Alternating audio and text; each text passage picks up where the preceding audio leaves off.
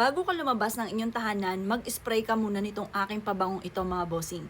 Nilagyan ko siya mga bossing ko ng mga sangkap na ikaw ay makaka-attract ng swerte. Unahin po muna natin, nilagyan ko po siya ng bulaklak na rosas. Ayan po yung mamula-mulang yan. Bulaklak po yan ng rosas. Yan po ay for love and for happiness.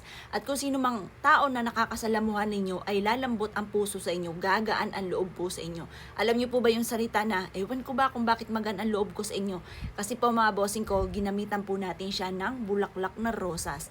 At kung kayo di lagi nag-aaway ng inyong karelasyon, tutulungan ka nito para manumbalik ang pagmamahalan at hindi kayo nag-aaway.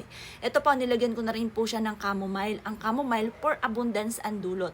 Nilagyan ko rin po siya ng balbas ng duwende. Yan po yung gumagalaw na ugat. Yan po mga bossing ko yung makakatulong para magtaboy po yan ng mga kamalasan at maka-attract ng swerte.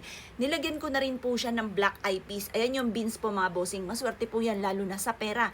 Kaya kung ikay negosyante, nais po ninyo na gumaan ang puso sa inyo ng taong nakakasalamuhan ninyo, itong pabangong ito ang kailangan ninyo.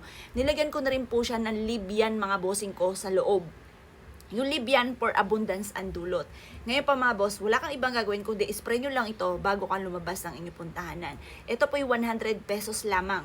Kaya kung gusto po ninyo, lahat ng nakakasalamuha po ninyo, imbis po na naiinis sa inyo, or kaya po imbis po na parang mabigat yung loob nila sa inyo, or kaya makainggitan ka, mainam na mag-spray ka ng ganito para lumambot ang puso sa inyo ng taong inyong nakakasalamuha. Ito po yung 100 pesos lamang.